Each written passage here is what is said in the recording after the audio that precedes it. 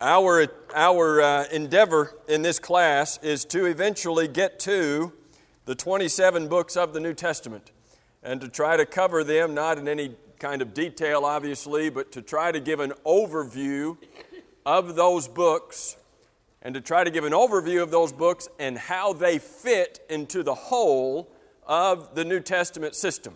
Is there anybody who does not have a new handout for this week?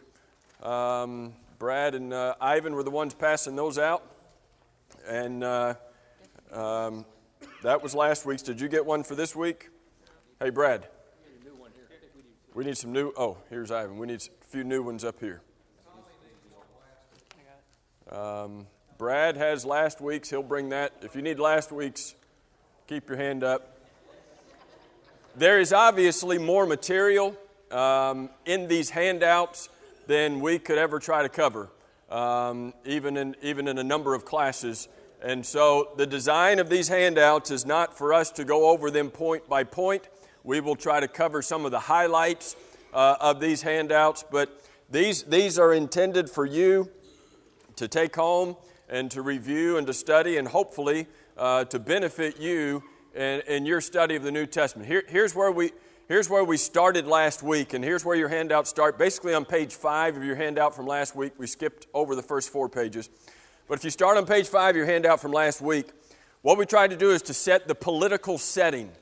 What was happening politically during that first century and in the years leading up to it, so that we know when Jesus comes on the scene, when the church is established, what's happening in the world so that we can know how it's impacting Jesus, His ministry, and the growth of the New Testament church. We talked about the fact that the Roman Empire was the ruling empire of the day. There had been the Babylonians and the Medo-Persians and the Greeks, but now the Roman Empire, the great mighty Romans were the leading force in the world. And this is a list of many of the, not all of them, but many of the emperors. These are a list of their Caesars. Caesar is not just a decent salad dressing. It is the name of the Roman emperors. Just as sometimes we think of Caesar and we think that has to be a specific man. Well, all of these were Caesars. And so we need to think about Caesar being more of a title in the same way that when we get to these Herods and we're talking about the Herods, we recognize that as a title rather than simply as a name that we may think of it. So think about the Roman Empire, and here's how we tried to describe it last week. You think about the United States, and over the United States we have a president who has authority over all of the states. But then in each individual state, there's a governor who has authority over that state, but not anywhere outside of that state. And then within each state, you have the counties, you have the cities, and you'll have individual governments and mayors and leaders over those particular cities and areas. Well, the Roman government was much like that. You have the emperor, you have the Caesar, who has authority over all of the land, and then in the individual provinces that Rome would come and conquer and add to their number, they would set up. The emperor would set up either a proconsul or a procurator over that particular province. And for the word procurator, you might just think about the word governor, or that's a word we understand. In fact, you have on the bottom of page 5 some of the more notable procurators during Bible times, and you know that these men were called, or some translations have them called governors. And so you can think about that word. They're over a particular region. I tried, let me see, I doubt you can see this much at all. I tried to throw a map in here. Last week we tried talking about using a Bible map, and you may want to look in the back of your Bible at your maps to try to get a sense of the region that we're talking about. These procurators would have been over the Palestine, the whole area of Palestine. If you come up here to this, you probably can't read that, but that says Caesarea right there. Caesarea was a city on the coast. and that was the headquarters. That's where the procurator lived. When he was at home in his palace, that's where he would have been staying. And he would have been the procurator, the governor over that entire region. But there were times when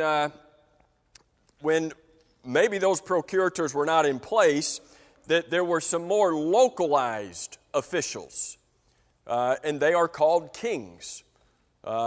These Herods were often called kings. If you look on page 8, of your handout, you have a diagram that looks. Is it page 8? I don't remember if that's the right number. You have a diagram that sort of looks like what's on the screen. It's helpful for us to understand that, again, you have the emperors over the entire empire. You have the procurators, the governors over a particular region, province, and then you may have sometimes within that province other local leaders. Now, the emperor would put a procurator in place who was of Roman origin, but sometimes in these localized areas, they used local leaders. And so the Herods were not some Roman transplant brought over and dropped in, having no knowledge of the area. Herod the Great was he was from this area of Idumea right down here in southern Palestine, and so that he was of Jewish origin. He would have understood Jewish customs, Jewish practices. He would have understood the Jewish religion in a large portion. And so when you go and you look at these Herods, and I hope this chart is helpful to us. We reviewed this a little bit last week. Herod the Great is at the top. Herod the Great is the one that we know of in Matthew chapter 2, who tried to kill baby Jesus by having all of the infants 2 years old and under slaughtered. Great man, right? That was his M.O. He wanted to kill all sorts of people, killed his own sons if he thought they were trying to take his throne, killed his own wife when he suspected her that she had been unfaithful. He was a paranoid guy in his later years, and was very well known for slaughtering and killing folks. So that's Herod, and he's called Herod the Great. He was responsible. I don't know that we'll get there tonight. Hopefully we will. He was responsible for rebuilding the temple that was in Jerusalem. When you think about the temple in Jerusalem, who built, if we were to go all the way back to our Old Testament history, who built the temple? Solomon did. Is that the temple that was standing there when Jesus arrived on the scene? It's not the same temple. You know, sometimes we read Solomon built the temple, and then we turn to our New Testament and we read that Jesus is there at the temple. Same thing, right? Yeah, no. Yes and no. Is it the temple? Yes. Is it the temple in Jerusalem? Yes. Is it the temple where the Jews gathered for their religious festivities? Yes. Was it the same actual stone building? No, that had been destroyed. Solomon's temple had been destroyed when the Babylonians came into town and carried them off to captivity. When Zerubbabel, after the decree of Cyrus, freed the Jews, Zerubbabel brought that first band of Jews back. They began rebuilding that temple, and through the efforts of Haggai and Zechariah, you know those two Old Testament prophets, they finally completed that temple. But then, during that intertestamental period, those 400 years between the Old Testament and the New Testament, the temple is again desecrated. Antiochus Epiphanes comes through and just desecrates the temple. He offers, of all of the things to do, he offers a pig on the altar there at the temple. You think he did that on purpose? You think that was accidental? Here was a very vile man, and we'll talk. We'll try to talk more about that in a minute. But anyway, Herod the Great comes along. That's how we got off on that little subject. Herod the Great comes along, and after he conquers and takes possession of Jerusalem and Judea, this southern region down here, after Herod the Great takes possession of this and is named the King of the Jews, he rebuilds and beautifies and really expands the temple in Jerusalem. And so, as wicked and vile of a man that he was, here was something decent that he did, and he didn't do that for the Jews. Obviously, he did it for his own glory. He did a lot of building around that area. Anyway, he had a number of children, and on your handout there are listed 5 of his children. We talked about a few of them last week. We talked about Herod Philip the First. You'll also notice over here that by another wife, he had another son named Herod, who we might get confused because this Herod Philip is also mentioned in Luke 3, but it's different than this Philip over in Mark chapter 6. So it's helpful, I think, to divide this out and say, okay, who are these children? Who are these sons? Herod Philip the First was married to his niece, we noticed last week, was married to Herodias, who happened to be also his niece, the daughter of Aristobulus. We noticed also last week that Herod Antipas was the Herod before whom John the Baptist had been brought, and Herod Antipas was responsible for beheading John the Baptist at the request of Herodias. Why did Herodias want John the Baptist's head? Why did she want him dead?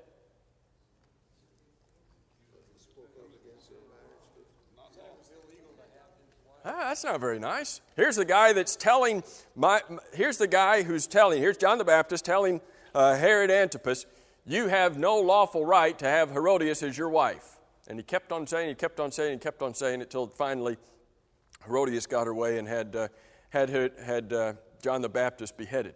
But that's not the only thing we know about this Herod. This is the same Herod Antipas, the same guy who beheaded John the Baptist, is the same Herod that Jesus appeared before when he was on trial, before he was crucified. You remember that when Jesus was arrested in the Garden of Gethsemane, he was first brought. Who was he first brought before to be put on trial? He's first brought before a Jewish court. He's first brought before a Jewish high priest. He's first brought before Annas and Caiaphas. But they did not have, nor did the Sanhedrin, the Jewish Supreme Court, have at that time the lawful right for capital punishment, to put someone to death. And so they are the ones who took Jesus to Pilate. Now remember who Pilate was. Pilate is the governor. Pilate's the governor, the procurator over this entire region.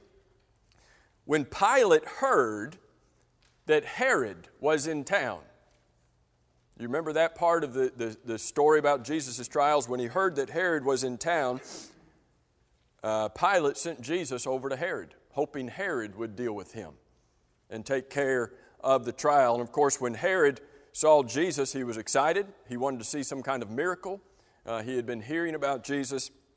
Jesus was not going to oblige, didn't even speak while he's before Herod. And so Herod sends him back.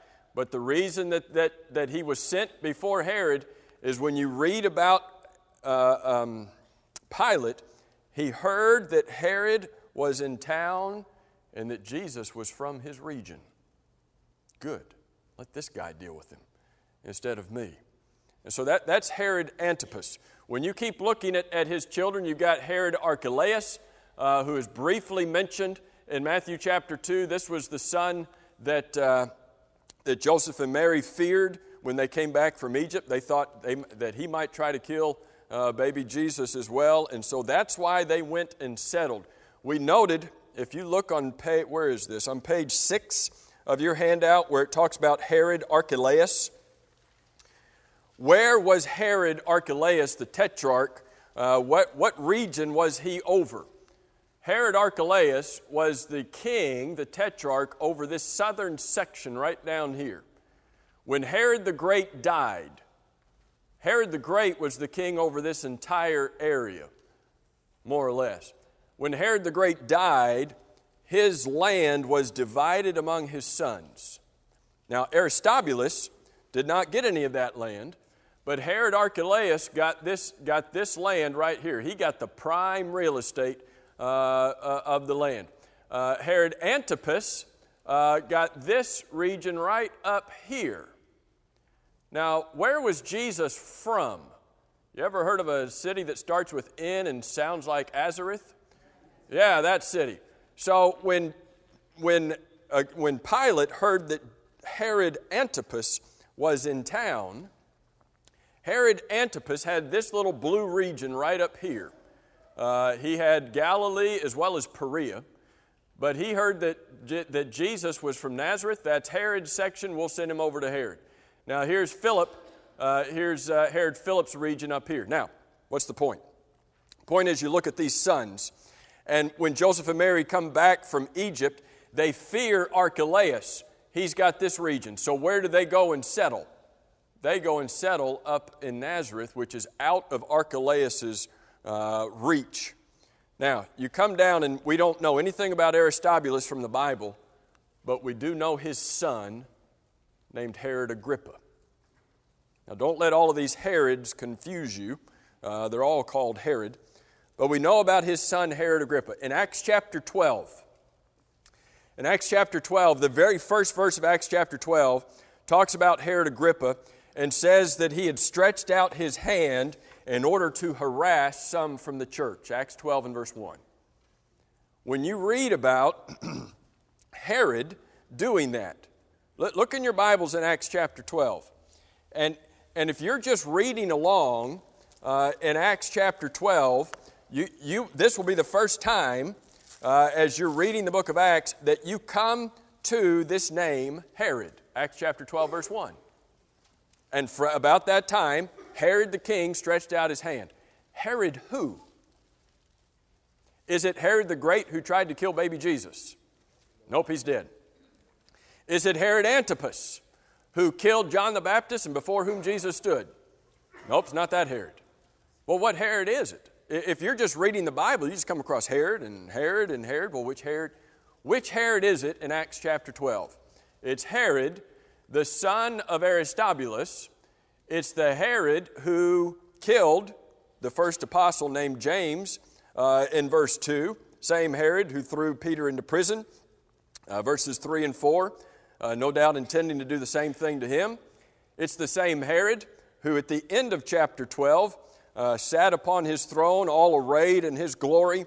He allowed the crowd to call him a god. You look in Acts chapter 12 and verse 22.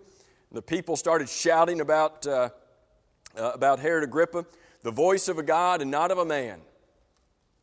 And did Agrippa stop them and say that's not right? No, he gloried in it. Well, what happened to him? He was eaten by worms and died. Does your Bible say that he died and then he was eaten by worms? Is that what order? What order does verse 23 indicate? Immediately an angel of the Lord struck him because he did not give glory to God. And he was eaten by worms and died. Isn't it usually the other way around? I mean, I'm just guessing, but isn't it usually the other way around? Apparently it wasn't the other way around for Herod Antipas.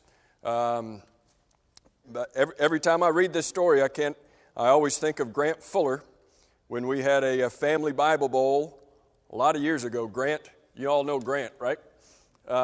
When Grant Fuller was like that. Grant was probably 3 or 4 or 5 years old. I don't remember. He was very young. It was a family Bible bowl, so the whole family was involved. Grant didn't know many answers. We were doing the book of Acts, I guess, for the family Bible bowl, and he didn't know a whole lot of answers to the Bible questions. He knew this one. When we asked the question, what happened to Herod? This little boy, wouldn't you know, a little boy, 4 or 5 years old, knows the answer. This little 5-year-old, he was eaten by worms and died. Yeah. Well, who is that? He's the man who allowed himself to be set up above all of the others and appear even as a God himself. Come back one more time to this chart and we're going to finish this up. That's Herod Agrippa the first. We know his children, or at least we know 3 of his children. Herod Agrippa the second, it's interesting. I don't know how much of this. I don't know how much of this you want to know. Herod Agrippa I was the first one to regain control or authority over this entire region. Remember what we said about Herod the Great? When Herod the Great died, the land was divided among his sons. Now, what happened when his sons died? When his sons died, all of this land that was divided when Herod the Great died, when the sons died, all of the land eventually came back under the rule of Herod Agrippa I. But when he died, his son was only 17 years old. And apparently, Josiah was 8, and that was good enough, but that wasn't during the days of Rome. And for Rome, a 17-year-old was not old enough to handle the throne. And so they took the land again from Herod Agrippa I and divided it. And so when you read about Herod Agrippa II, the son of Agrippa I, he didn't have as much authority, didn't have as much reign. But where do we read about him? Paul's on trial. Remember what happened to Paul at the end of his third missionary journey? Paul finished his third missionary journey in the city of Jerusalem, where he was arrested, where he was bound, where he was kept for a time until there was such an uprising that they snuck him out of town at night. And they carried him away to, you remember where they carried him away to? They carried him away to Caesarea. Why did they take him to Caesarea? Because that was the headquarters of the procurator. So they took him to the main place where he's going to be able to stand on trial. And he gets over there and he's put on trial before Felix. You remember what Felix said? Felix's famous line in the Bible. I think I'm going to wait for a more convenient season. There's Felix for you.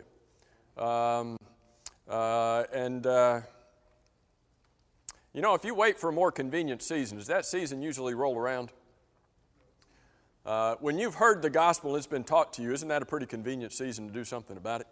And you put it off, and that season's likely not going to come back, and we have no evidence it ever did. So Felix stuck Paul in prison, and since he was such a coward to do anything about it, Paul was stuck in prison in Caesarea for 2 years until Festus, the next procurator. Remember the procurators, they've got authority over this entire region.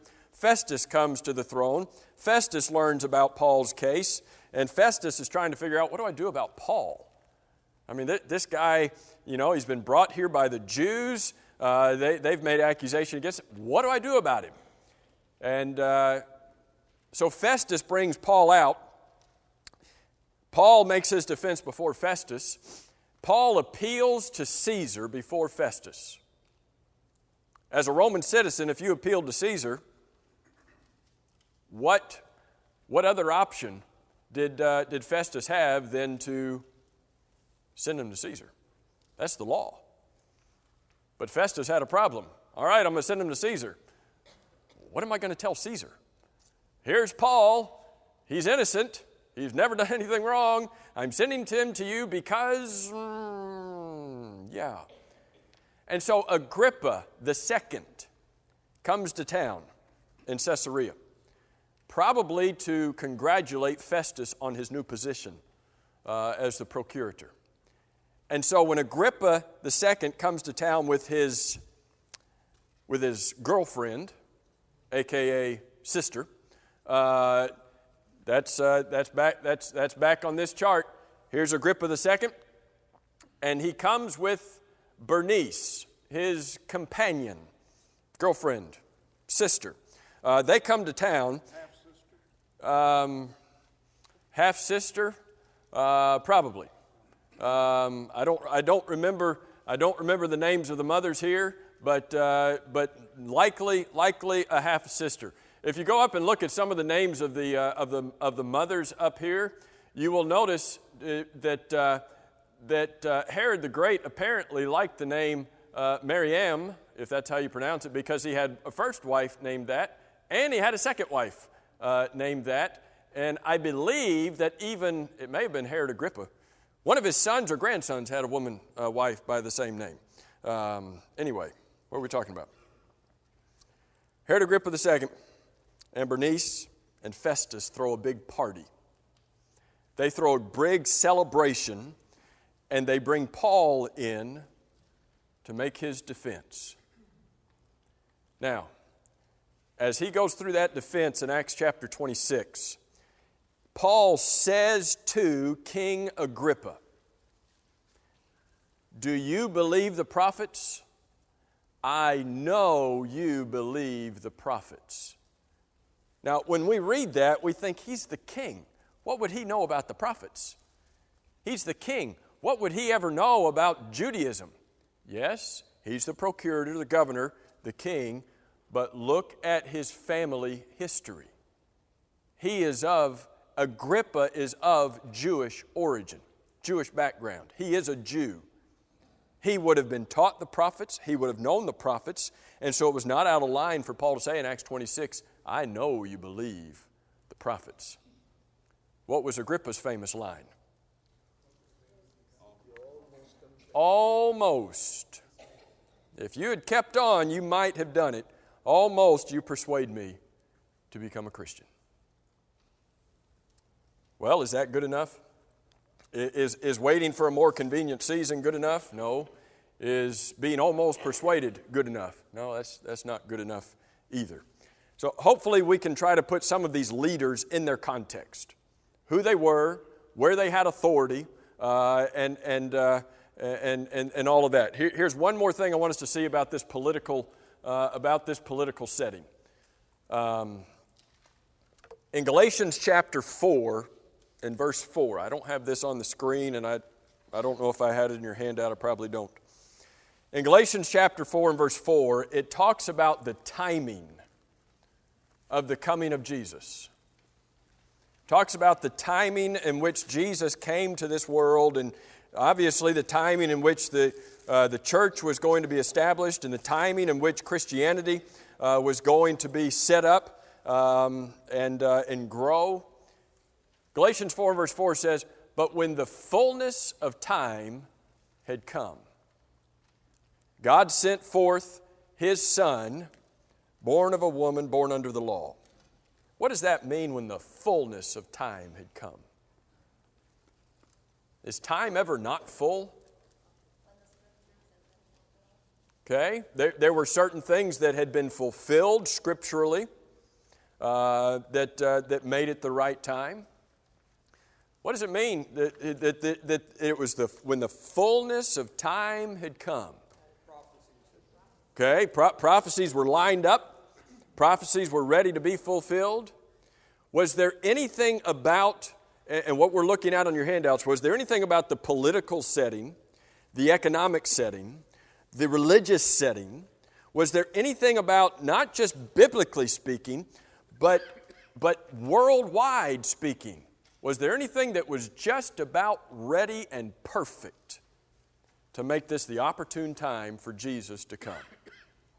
We're going to notice more as we go through this, but I thought there were more than two here, aren't there? There are four, right? The four that are listed here for you. As massive as the Roman Empire was, and as much as they ruled with an iron fist in many places and in many ways, there was a political unity that permeated the entire empire. And everyone within the empire had to fall in line behind that political unity. Now, if the world had been in political chaos, would that have been a ripe time for Christianity to come on the scene? If everything's in chaos, if you go from one place to another place and you never know what kind of laws you're going to run into. But when you live in a world empire that has created a unity about it, not just a unity politically, but we talked last week about the Pax Romana, the Roman peace. There was a peace that had been secured throughout Rome. Did that make it the perfect time for Christianity to come? When we are, how far are we removed? 2,000 years from the Roman Empire. And at least when I was in history class, we were still learning about the Pax Romana. I don't know what they're learning about in history class today, okay? But when we were in school, they were teaching about it. Why are we learning about that piece 2,000 years removed from it? Because it was pretty significant. Would that make it a good time for Christ to come, for Him to establish a religion that needed to be taught? Christianity is a taught religion that needed to be taught and spread. What about a law that was uniformly enforced, or at least to the best of their ability done so, that brought stability and consistency to that land? What about the protection that Roman citizens had? Would this be a good time to try to teach the gospel as a Roman citizen? Didn't Paul prove that to be the case? So politically speaking, if you tie Galatians 4 verse 4, and politically speaking, here are 4 things, and there's a little bit more information on your handout about those. But this was no doubt the perfect time. Let me zip through this because this is less interesting to me. What about the social and economic setting? What was happening in the world socially and economically? This is on what, page 9? I don't remember the page number. Page 9 of your handout. I don't even know that I've got many blanks. A couple blanks there. The social classes that existed then are much like they would exist in any other time. But especially in the Roman Empire, the division between the wealthy and the poor was very stark. In fact, it is estimated that the majority of the inhabitants of the Roman Empire were slaves. What you think about that? You think about the social conditions of the world into which Christ came, and in the Roman Empire as a whole, most of the people were slaves. But it's interesting that within Palestine, within the Jewish circles, it was not that stark. The division between the wealthy and the poor was not that great. It was there, but not as much as it was in the empire. And slavery was not as common. Why do you think that would be? Why do you think slavery wasn't as common among the Jews as it was everywhere else in the empire? They'd been there, done that. Don't want to be on either side of that again.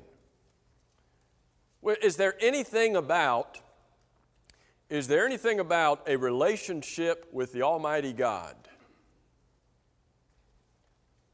that will do away with slavery? Did slavery exist in the first century? Yes. But it's interesting that when you read about Paul encountering slaves and writing about slaves and writing about masters and slaves, most of the time that involved the Gentile world and not so much the Jewish world that he had been in. What was the relationship like between Jews and Gentiles? Was that pretty good? Did they get along? No. Do you remember when they put Jesus on trial and they took him to Pilate at the Praetorium? They wouldn't even go inside. Why wouldn't they go inside?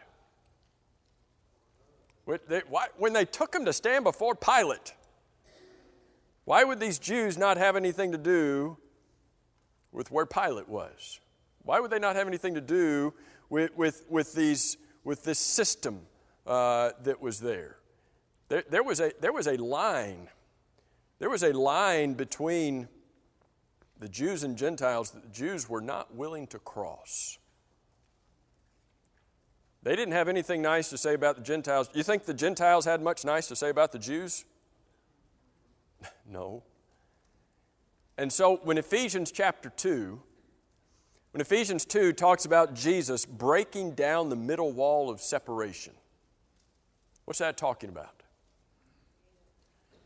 Some people think it's talking about the literal wall. There was a literal wall at the temple compound. Around the temple in Jerusalem, there was a court called the Court of the Gentiles. Gentiles could get that close to the temple. But then there was a sign at the next entrance. No Gentile scum beyond this point, or something in that vernacular. But there was a definite wall that separated the Gentiles from the Jews. Some think that's what Ephesians 2 is talking about. I don't think it's talking about some literal wall. It's talking about that wall that had divided these two entities. Now, what does Ephesians chapter 2 teach? It teaches that when Jesus broke down that middle wall of separation, that he took the Jew and he took the Gentile and he brought them together and made one. He reconciled them together in one body through the cross. Ephesians 2, 14, 15, and 16. When Jesus died on the cross, did he die for Jews or Gentiles? Yep, he died for them all. And so he said, we're not going to have this division between us. We're going to remove that so that we can all be one in Christ. You think that was easy? Jews and Gentiles to be in the same congregation? If you were a Jew or a Gentile and one of the other ones got up to lead a prayer during the assembly, oh no, I don't know if I can pray with him. They had some serious baggage to overcome. What about the Jews and the Samaritans? They have some serious baggage? Yeah. They wouldn't even talk to each other. They wouldn't. You know the Jewish travel route. If we can go back to that map. We've noted this a number of times. Boy, that's too far back, wasn't it? I didn't realize it was that far back. Here's Samaria. Guess where the Samaritans lived? Yep, Samaria. Good guess. So here's where they lived. You got Jews living up here in Galilee. Remember, that's where Jesus was raised in Nazareth. You have Jews living down here in Judea. But when they got ready to travel back and forth, I mean, if you're traveling on foot, isn't, point A to point B about the way that you would normally take it? And if you can cut it even shorter than that, if you're traveling by foot, you're going to do it. No, not the Jews. We're not going to have anything to do with the Samaritans. So we're going to come down here, cross the Jordan River, come down south, cross the Jordan River, come back over here. Why? Because the Jews don't have anything to do with the Samaritans. Did it throw the disciples off when they came back and found Jesus sitting at a well, talking to a Samaritan who was a woman? Threw them off, didn't it? Why? Because Jesus was trying to teach an object lesson. We're not going to have this anymore. We're not going to have this division anymore. But when Jesus came on the scene, that was definitely the setting, the social setting into which he came. One other thing. Let's not talk about that. I'm going to talk about that a little later on. What about the economic setting? I'm not going to mention any of this. You got on page 10 some of the occupations. Obviously, they were big farmers and they were big fishermen. And I think what's helpful to you is maybe this currency, what would you call it? Some kind of a currency equivalency here. When you're reading through the Bible and you come across, or you're reading through the New Testament, you come across a certain coinage, how much was that really worth? And there's a little information there about the coinage, but we won't talk about that as a part of this. If you were to look at this idea of Galatians 4 and verse 4, that Jesus came when the fullness of time had come. Jesus came at the exact right time that the world was ripe for Christianity. You have to look at the universal language. What was the universal language? It was Greek. The Romans spoke Greek.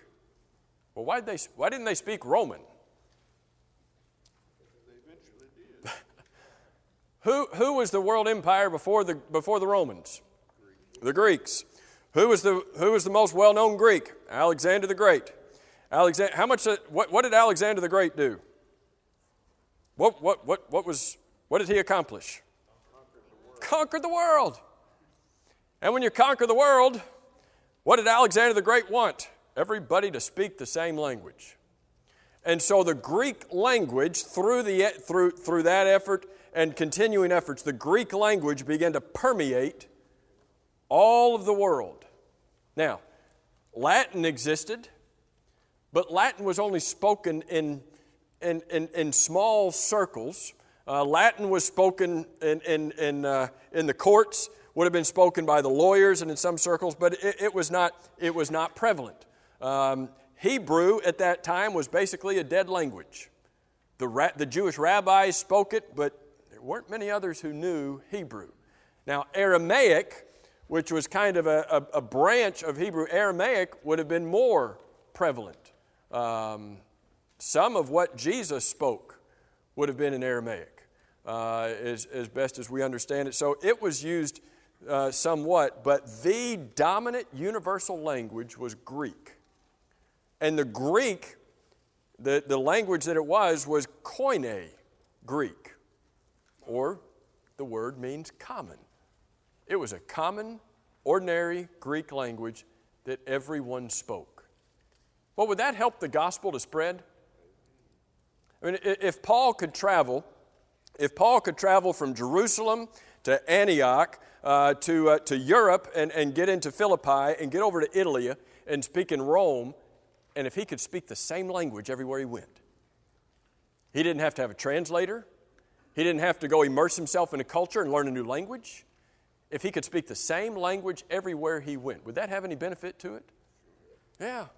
And when the Bible was translated, back in 250 BC, the Old Testament in Hebrew was translated into the Greek language. So when they were going around quoting from the Old Testament scriptures, they were able to quote in the common language of the people. And then the other thing that just made it so easy was the travel. Roman roads have been historically known for how good they were. And not the quality of the roads, but how much they spread throughout the empire. If you wanted to get somewhere, there was a road that went there. Of course, we say all roads lead to Rome, but that was because the emperors wanted the armies to be able to get wherever the armies needed to get. We'll put in roads so they can get there. We want commerce, we want trade to be able to get wherever it needs to get. And so travel, whether it be by road or by sea, was something that was very easy for them to accomplish. Would that be a good time for the gospel to be spread? Would that be a good time for Christianity to come into the world, to be able to be spread through these easy means of language and travel and a universal law and all of these things we've talked about? What we're going to do next week, we're going to briefly look at this second set of handouts that I gave you tonight.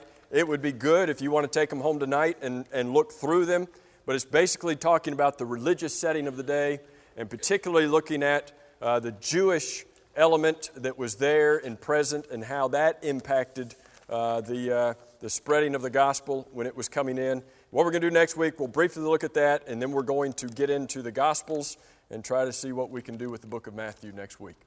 Thank you all for your good attention tonight. I know this is a lot of material. We'll try to slow it down when we get into the books and take them a little bit easier.